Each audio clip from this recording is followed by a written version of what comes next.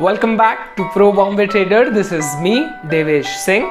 Today we are going to discuss about what is mutual fund and why everybody should invest into mutual funds at least.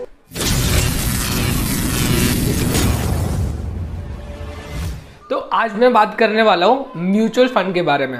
Mutual fund क्या होता है, mutual fund काम कैसे करता है और क्यों हर इंसान को म्यूचुअल फंड में तो कम से कम इन्वेस्ट करना ही चाहिए। इसके पहले अगर आपने मेरा चैनल अभी तक सब्सक्राइब नहीं किया है तो प्लीज़ सब्सक्राइब कर दो और वीडियो अच्छी लगे तो ज़रूर लाइक करना, और अगर ना अच्छी लगे तो कोई बात नहीं, वीडियो पूरी देखो और कमेंट सेक्शन में ज़रूर बताना कि वीडियो अच्छी क्यों नहीं लगी। म्यूचुअल फंड सही है कि यार तो हम सब ने टीवी पर देखी होगी, लेकिन म्यूचुअल फंड सही है, कितना सही है?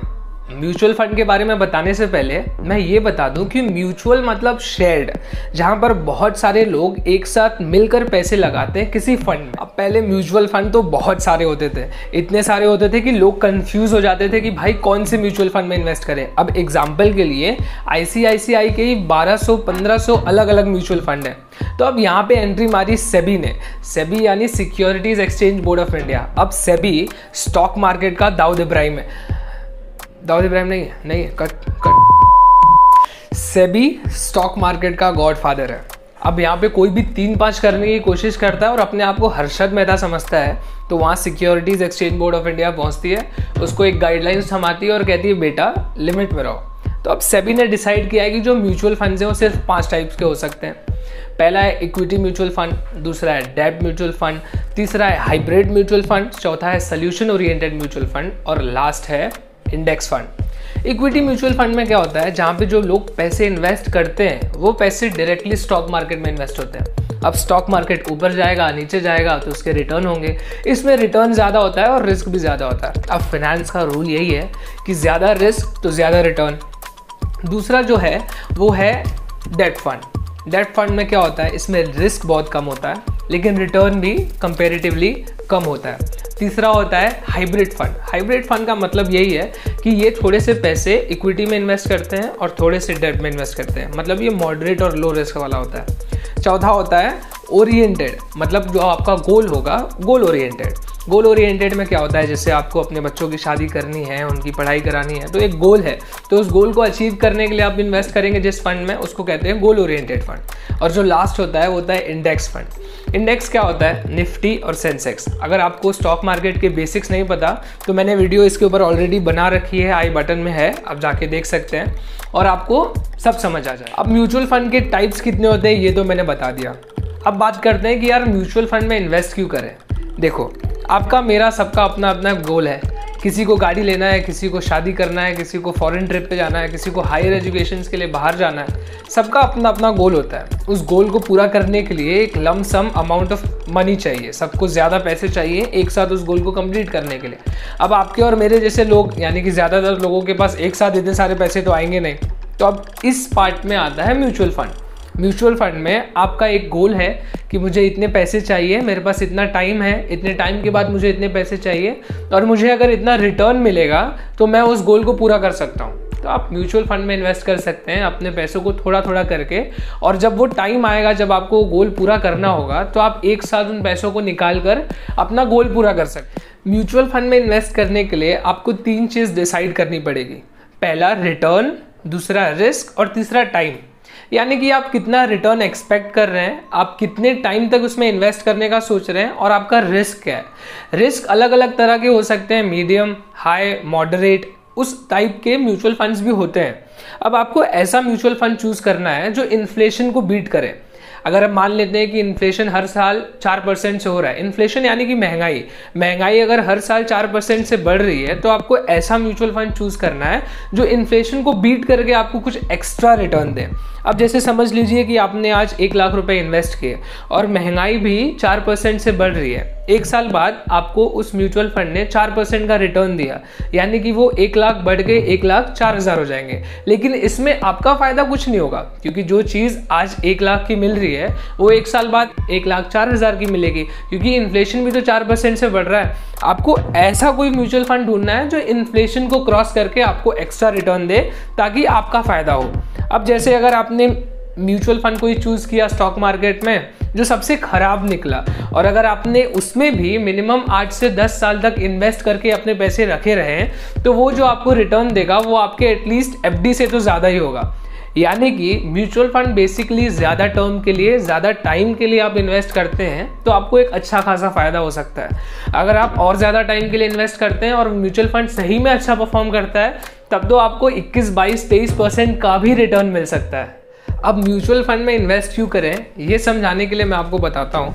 स्टॉक मार्केट में इन्वेस्ट करने के लिए सबके पास इतना ज़्यादा टाइम नहीं है। वैसे तो स्टॉक मार्केट में इन्वेस्ट करने के 3 तरीके हैं, या तो आप खुद से करें, या तो आप किसी फिनेंशियल एडवाइज़र को हायर करें और उनसे करवाएं। पहली चीज़ में जो आप खुद से करते हैं, डू इट योर सेल्फ, उसमें क्या होता है, आपका टाइम बहुत ज़्यादा लगता है और आपको उसकी एक्सपर्टीज़ भी होनी चाहिए। दूसरा चीज़ है कि आप किसी फिनेंशियल एडवाइज़र को हायर करें। अब इसमें क्या होता है, उसको आपको फीस देनी पड़ेगी ज़्यादा, वो लोग ज़्यादा चार्ज करते हैं और टाइम भी आपका ज़्यादा लगेगा। तीसरा और सबसे सेफ तरीका है स्टॉक मार्केट में इन्वेस्ट करने का, म्यूचुअल फंड। अगर आप म्यूचुअल फंड में इन्वेस्ट करते हैं, जैसे अगर आप समझिए आप डायरेक्टली स्टॉक मार्केट में इन्वेस्ट करते हैं, तो आपको बहुत पैसे चाहिए। जैसे अगर आपका बजट 2000 रुपये है और अगर आपके एडवाइज़र ने आपसे कह दिया कि भैया आप रिलायंस के शेयर खरीद लो, रिलायंस का एक शेयर ही 2000 रुपये का है, तो आप सिर्फ एक शेयर खरीद पाएंगे। या अगर आपको उसने कह दिया कि आप MRF के शेयर्स खरीद लो, MRF के शेयर्स तो 70-80 हज़ार रुपये के हैं, आपके पास 2000 रुपये हैं, आप कैसे खरीदेंगे, तो आप नहीं खरीद पाएंगे। अगर आप म्यूचुअल फंड के थ्रू जाते हैं, म्यूचुअल फंड में क्या होता है कि वो बहुत सारे लोगों से पैसे लेंगे। एक AMC होती है, यानी कि असेट मैनेजमेंट कंपनी। ये कंपनीज क्या करती हैं, ये फंड लॉन्च करती हैं। जैसे कि इन्होंने डिसाइड किया कि ये स्टॉक मार्केट में इन्वेस्ट करेंगे, इक्विटी में इन्वेस्ट करेंगे, तो ये बहुत सारे लोगों से कहेंगे कि आप हमें पैसे दीजिए, हम आपके पैसे इन्वेस्ट करते हैं डायरेक्टली। तो आपसे 500 रुपये लेंगे, उनसे 500 रुपये लेंगे, बहुत लोगों से 500 लेंगे, और जब ये बहुत बड़ा पूल हो जाएगा पैसे का, तो ये एक साथ पैसे इन्वेस्ट करेंगे। तो जब ये बहुत सारे लोगों से पैसे ले लेते हैं, तो ये कोई भी शेयर खरीद सकते हैं और उसमें इन्वेस्ट कर सकते हैं, अगर आपको उसका एक छोटा सा हिस्सा दे देंगे। अब इसमें बेस्ट तरीका ये है कि आप म्यूचुअल फंड में जाएं और आप डायरेक्टली इन्वेस्ट करें। वहाँ पे ना आपको क्या खरीदना है, क्या बेचना है, उसकी टेंशन है, ना आपका कोई टाइम लगेगा, और आपका पैसा मैनेज करने के लिए एक एक्सपर्ट बैठा होगा। अब हमने ये जान लिया कि म्यूचुअल फंड में इन्वेस्ट क्यों करना चाहिए। अब ये जानते हैं कि ये म्यूचुअल फंड काम कैसे करती है। अब जो म्यूचुअल फंड्स की कंपनीज होती हैं उसको कहते हैं AMC, असेट मैनेजमेंट कंपनीज। ये कंपनीज क्या करती हैं कि अलग अलग टाइप के फंड्स लॉन्च करती हैं, यानी कि large cap, mid cap, small cap. अब ये क्या होता है, जो लार्ज कैप फंड्स होते हैं, इसमें जो पैसे आते हैं, ये म्यूचुअल फंड की कंपनीज बड़े कंपनीज में इन्वेस्ट करते हैं, जैसे कि रिलायंस, विप्रो, इन्फोसिस। जो छोटी कंपनीज होती हैं, वो स्मॉल कैप वाली जो फंड्स होते हैं, वो छोटी कंपनीज में इन्वेस्ट करते हैं, और जो मिड कैप होती है वो बीच की कंपनीज में इन्वेस्ट करते हैं, और जो मल्टी कैप फंड्स होते हैं वो हर कंपनीज में इन्वेस्ट करते हैं। तो ये अपने फंड्स लॉन्च करते हैं, आपके पास आते हैं, कहते हैं पैसे इन्वेस्ट कीजिए, और आपको बताते हैं कि हमारे पास कौन से फंड मैनेजर हैं, उसका एक्सपीरियंस कैसा रहा है, उसने कितना रिटर्न निकाल के दिया है। फिर ये आप लोगों से पैसे कलेक्ट करेंगे। कोई 500 देगा, कोई 1000 देगा, कोई 10,000 देगा, कोई 50,000 देगा। लोग अपनी कैपेसिटी के हिसाब से इन्वेस्ट करते हैं।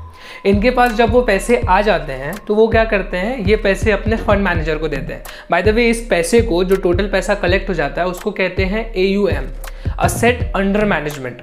अब ये सारे पैसे जाते हैं फंड मैनेजर के पास। अब वो पैसे अलग अलग कंपनीज में वो इन्वेस्ट कर देता। अब उसको खरीदना, बेचना, चेंज करना, उसका रिस्क संभालना, वो उनका हेडेक है, आपका हेडेक नहीं। आपने पैसे इन्वेस्ट कर दिए, अब आप फ्री हैं। ये पैसे इन्वेस्ट करने के बाद वो आपको उसके कुछ यूनिट्स दे देंगे, यानी कि कुछ हिस्सा आपको दे देंगे। जैसे बहुत सारे लोगों ने मिलकर इन्वेस्ट किया है, तो उसका कुछ हिस्सा, जितना आपने इन्वेस्ट किया है, वो आपको दे देंगे। अब आप उसको जब चाहें बेचें, जब चाहें खरीदें, आपकी मर्जी। बेचने के बाद 2 दिन के अंदर आपके अकाउंट में पैसे आ जाएंगे। अब म्यूचुअल फंड में जो आपको एक्सपर्ट मिल जाता है, यानी कि जो आपका फंड मैनेजर है, जो आपके पैसे इन्वेस्ट करता है, आप सबके पैसे इन्वेस्ट करता है, वो बहुत कम फीस पे मिल जाता है, क्योंकि आप बहुत सारे लोग एक साथ मिलकर पैसे पे कर रहे होते हैं, तो सबसे थोड़े थोड़े पैसे लेते हो, तो आपकी फ़ीस बहुत कम लगती है। अब जो ये फीस आप पे करते हैं इन AMCs को, यानी कि असेट मैनेजमेंट कंपनीज को, इसको कहते हैं एक्सपेंस रेशियो। एक्सपेंस रेशियो, इसको मैं एक्सप्लेन करूं, अगर आपने 100 रुपये इन्वेस्ट किया, तो इसमें से सिर्फ 98 रुपीज़ या 99 रुपीज़ ही एक्चुअली में इन्वेस्ट होता है। जो 1-2 रुपये बाकी के कट जाते हैं, वो एक्सपेंस रेशियो में कट जाता है। जनरली 1 से 3% के बीच में इनका एक्सपेंस रेशियो होता है। तो आप ये ढूंढिए कि कौन सी कंपनी का एक्सपेंस रेशियो सबसे कम है। अब हम इंडियंस हैं भाई, 1 रुपये लगे या 2 रुपये, जितने कम लगे उतना अच्छा है। तो आप ऐसी कंपनीज ढूंढिए जिनके एक्सपेंस रेशियो सबसे कम है और उसमें इन्वेस्ट कीजिए। अब SIP के बारे में आप जानते ही होंगे, यानी कि अगर आपको म्यूचुअल फंड में इन्वेस्ट करना है तो आप रेगुलरली इन्वेस्ट करेंगे। तो SIP आप जानते ही होंगे, सिस्टमैटिक इन्वेस्टमेंट प्लान। अब अपने बैंक में एक मैंडेट सेट कर दीजिए कि भाई मुझे महीने में 100 रुपये, 500 रुपये, 5000 या 50,000, जैसी आपकी कैपेसिटी, जैसा आप इन्वेस्ट करना चाहते हैं उतना हर महीने आपके बैंक से डिडक्ट हो जाए और वो डायरेक्टली उस म्यूचुअल फंड में इन्वेस्ट हो जाए। अगर किसी बार जैसे समझिए कि आपने अपनी SIP मिस कर दी, तो इसको कहते हैं SIP बाउंस। ये चेक बाउंस जैसा बिल्कुल भी नहीं होता है, बहुत ज़्यादा पैसे नहीं कटते हैं। बैंक के कुछ मैंडेट्स होते हैं जैसे कि 5-10 रुपये, उतना लग जाएगा और इसमें ज़्यादा कोई टेंशन लेने वाली बात नहीं है। तो म्यूचुअल फंड सबसे सेफ है, सबसे अच्छा है। तो हर किसी को, स्टूडेंट हो, बड़ा हो, बूढ़ा हो, सबका अपना अपना एक गोल होता है कि यार मुझे ये लेना है, वो करना है। तो अगर आप अभी से थोड़े थोड़े पैसे सेव करके, थोड़े, बहुत ज़्यादा नहीं, थोड़े भी सेव करके अगर आप म्यूचुअल फंड में एटलीस्ट इन्वेस्ट करना शुरू कर दें तो मुझे लगता है बहुत अच्छी बात है और सबको म्यूचुअल फंड में इन्वेस्ट करना चाहिए। अब मैंने ये तो बता दिया म्यूचुअल फंड क्या होता है, वो काम कैसे करता है और क्यों हर किसी को म्यूचुअल फंड में तो इन्वेस्ट करना ही चाहिए। अब अगर आप ये चाहते हैं कि आपको मैं ये बताऊं कि कौन सी अच्छी म्यूचुअल फंड्स हैं, कौन सी टॉप की म्यूचुअल फंड्स हैं जिसका एक्सपेंस रेशियो भी कम है, जो रिटर्न भी ज़्यादा दे और जिसमें रिस्क भी मॉडरेट हो, तो कमेंट सेक्शन में बताइए। मैं अगली वीडियो उसके ऊपर ज़रूर बनाऊंगा। और तब तक के लिए this is me Devesh Singh signing off. जय हिंद।